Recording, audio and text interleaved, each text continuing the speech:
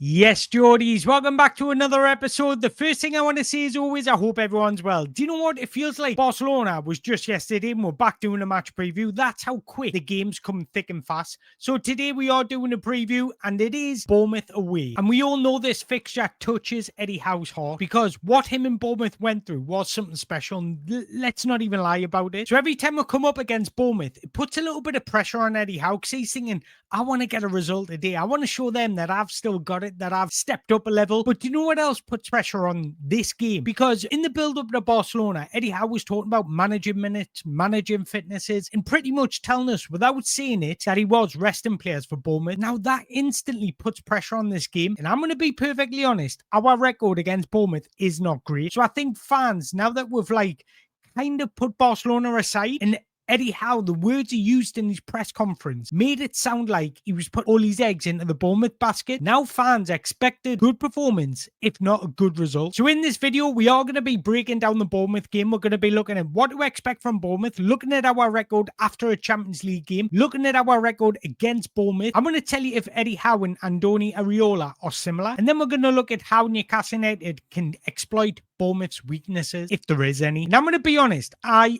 enjoy watching Bournemouth. I made a video on them last season and I was just saying they were one of my favourite teams to watch if it wasn't Newcastle United. If there's one team in the Premier League that can match Newcastle United's intensity, it's Bournemouth. And that's why we need players 100% fit for this game, because Bournemouth are intense. They're aggressive, they're on the front foot, they're positive, and they play exactly how Newcastle United play, what I like to call organised chaos. So I expect this game to be a little bit of a battle. So our players need to match Bournemouth's press, because if not, we will be found out. The very first thing I want to do is look at our record after a Champions League game, and you'll be surprised to know it isn't actually too bad. So the last time we played in the Champions League, we only lost one game after a Champions League game. And what was that game?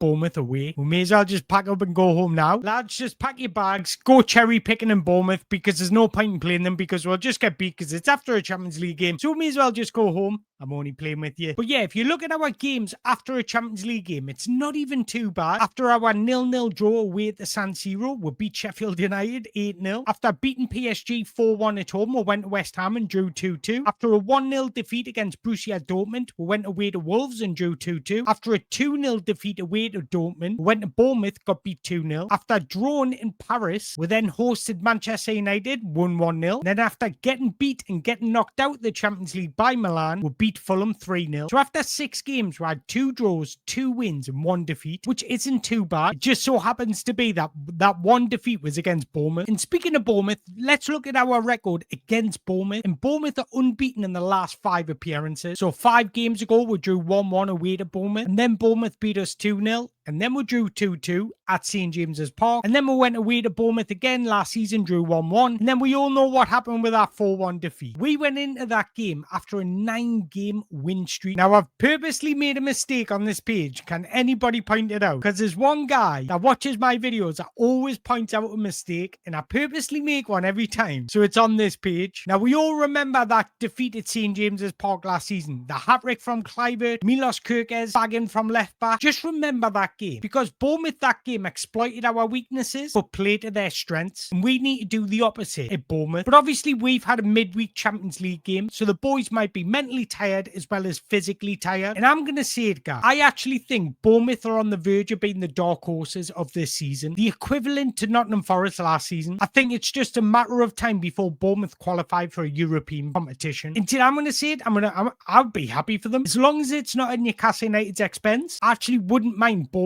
getting into Europe. Antonio, stop being sloppy, man. Jesus Christ. But admittedly, I like what they've done in the transfer market as well. I like the style of play. I like what they're doing in the transfer market. And I just think when you're doing the right things, you deserve the good things. Just think they've lost Dean Huijsen, they lost Zabaroni, the 2 centre-backs from last season. Also lost Milos Kerkez as well. And the recruitment has been absolutely exceptional. They brought in Adrian Truffet to replace Milos Kerkez, Diakite to replace Dean Huijsen, and then they brought in an 18-year-old, and this is an 18-year-old I was tweeting about before he arrived at Bournemouth, and that is Milo Savalic. And if anybody watched his performance in the last game, he was exceptional. They also brought in Alex Jimenez, somebody that I want Newcastle to sign, as well as Ilel Krupi, and these are all players that are going to have a big upside, big resale value. So not only have they got dangerous players like Antoine Semenyo, but their recruitment has been on point, and I just want to go on record giving them credit. So if you watch Bournemouth and watch Newcastle, there are some similarities. So the way Eddie Howe and Andoni Iraola set up stylistically are quite the same. I used the terminology before: organised chaos, high pressing and intensity. Both managers like aggressive pressing to win the ball high up the pitch. Their teams are known for relentless energy, especially in transitional moments. Both teams consistently rank amongst the top for distance covered per match. Both teams like to attack when the opponents are in a chaotic defensive state. So what does that mean? When the opposition have recently lost the ball and not had time to reorganize their defensive shape, that's classed as a defensive state in transition. Bournemouth press like Newcastle.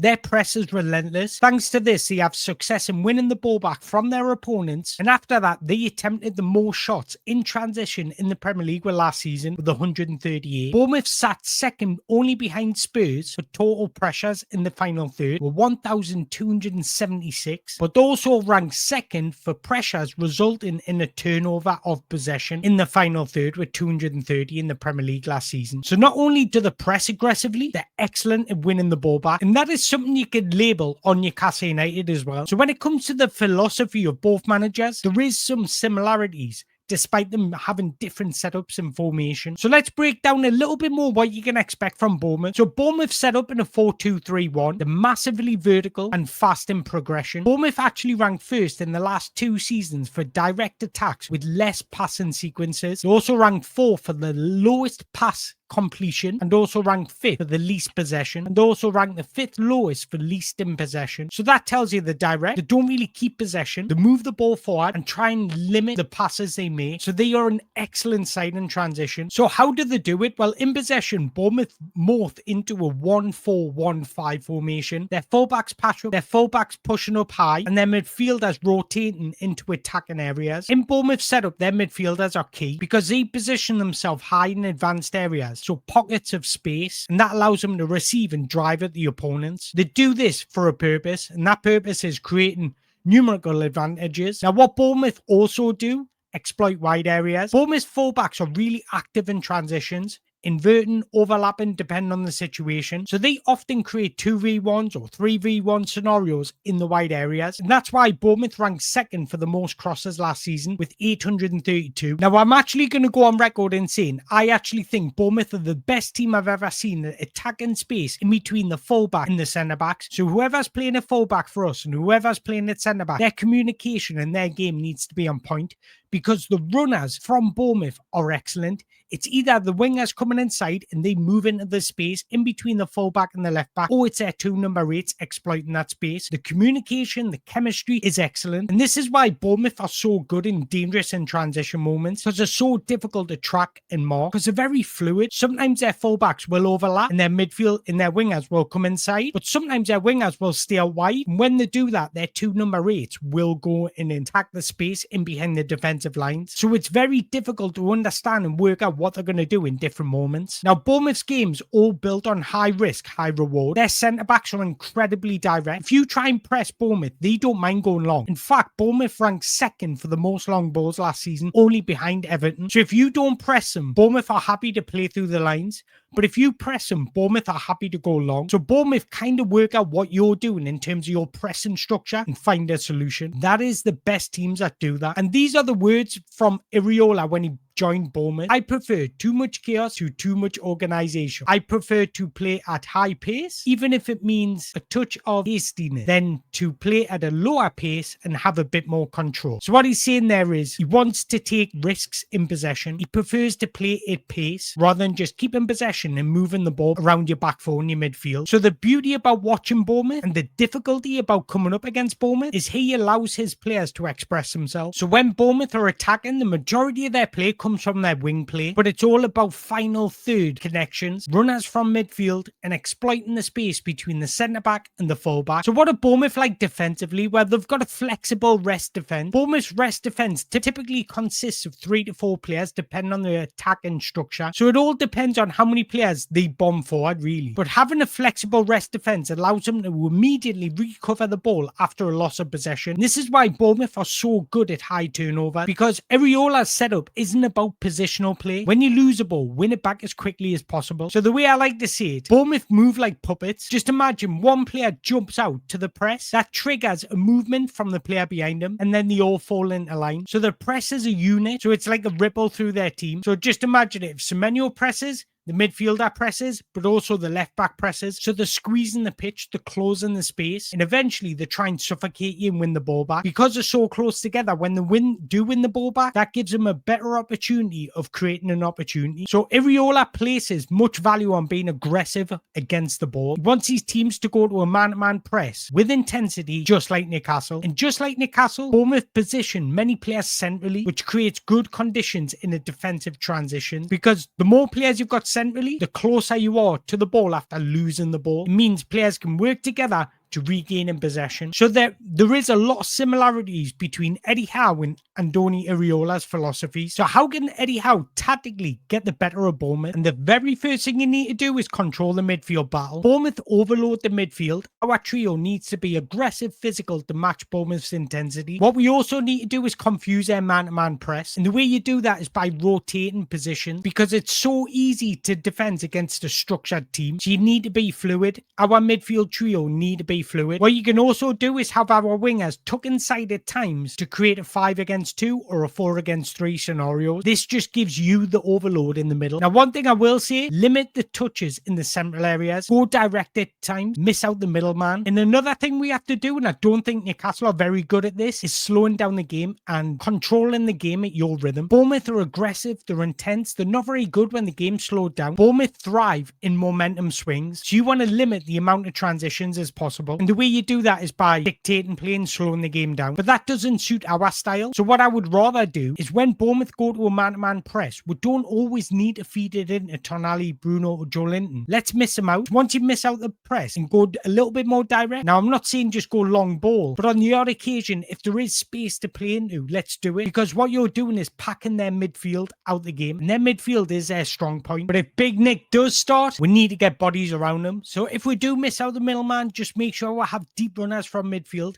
Use our two midfielders to get in and around Nick, because he's so good at inviting players into play, and it's so hard to defend against track runners. That's how we exploit Bournemouth. But another way of exploiting Bournemouth is exploit the wide areas. I've just spoke about the importance of their fullbacks always getting high and wide. That leaves gaps in behind. Use your wingers to isolate defenders and attack the space in behind. This is why, in my opinion, Anthony Elanga should start, because we've seen it against Barcelona. His pace is frightening. And let me tell you something. A Bournemouth fullback might think twice about getting forward, because he won't want to leave space in behind for Anthony Elanga. So by you just having somebody with the power and the pace of Anthony Elanga on the pitch might take away some of their attacking threat. And then thirdly, overload with fullback. This is why I want to see Tino at right back and Lewis Hall at left back, because if you've got high intensity fullback, it allows you to overlap consistently. This stretches their defensive shape. That creates more space in the middle areas for Bruno, Sandro Tonali and Joelinton to exploit. Now, if we look at our 4-1 defeat against Bournemouth in our last game,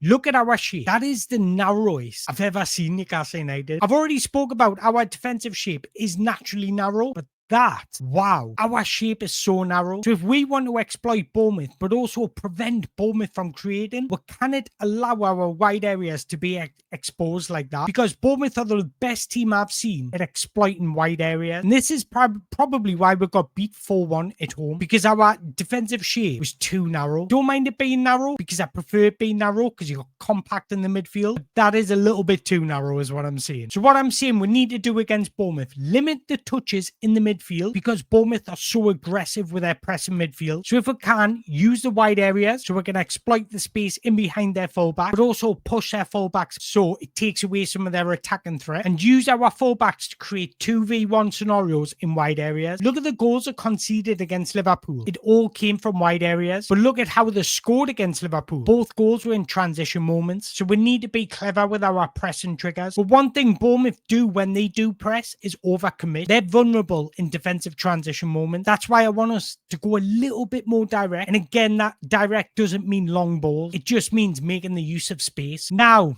It's a predicted 11. We all know Anthony Gordon misses his third of 3 games, so he's not nante. He's not playing. What I'm going to actually do, I'm going to give you my starting 11, and then I'm going to give you what I think Eddie Howe will do. Y'all ready for this? So this would actually be my starting 11. And you might be surprised, but I would go with Nick Pope in net, Tino at right back, Malik Chow and Sven Botman at centre back, Lewis Hall at left back. Now let me explain that. Against Bournemouth, you need a bit of composure. Dan Burn and Fabian Shaw played against Barcelona, and when these two boys come on, we're seeing that little bit more composure. I thought they were very good when they came into a game like Barcelona, and that's a difficult game to step into. And I'm going to be honest, I think we need to start thinking about transitioning and bringing them into the side a little bit more. As much as Fabian Shaw and Dan Burn have been excellent for us, age does catch up with you. So we need to start integrating these bodies into the side. And the reason why I want Tino at right back and Lewis Hall at left back, we need pace in those areas. Semenyo is dangerous. In the way Bournemouth just flood bodies forward, we need some aggression, pace in those fullback areas. But not only that, it also helps you in offensive transitions because we need somebody with energy that can get up and down the touchline to help us attack overloads, but also help us defend as well. Tonali, Bruno, and Joe Linton speak for itself, and they're going to be key because they need to win their individual battles in the midfield. Now, one player we need to keep an eye out on is their attack midfielder. They'll either be Justin Kluivert or Alex Scott, and they're very good at picking out pockets of space in behind the midfield. So Sandro Tonali needs to be on it. And then what I would like to see, because Anthony Gordon's injured, Harvey Barnes he flatters to deceive at the minute. But I wouldn't mind seeing Jacob Murphy on the right because he's got 2 assists in his last 2 games. And then Anthony Elanga on the left, just to give us a different profile of a winger. Somebody in the wide areas that can be direct, powerful, and exploit space. But then I do think Nick Waldemurda should come back in. And we've seen it with our goal against Barcelona. His ability to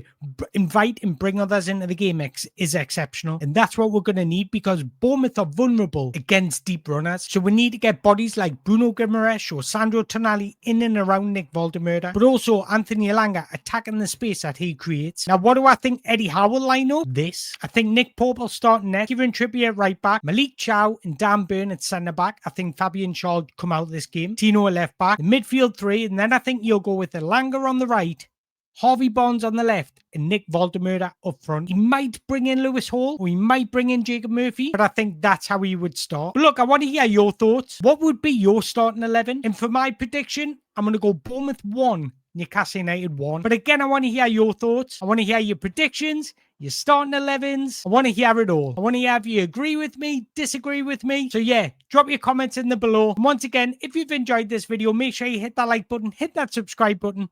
And until next time, away the lads.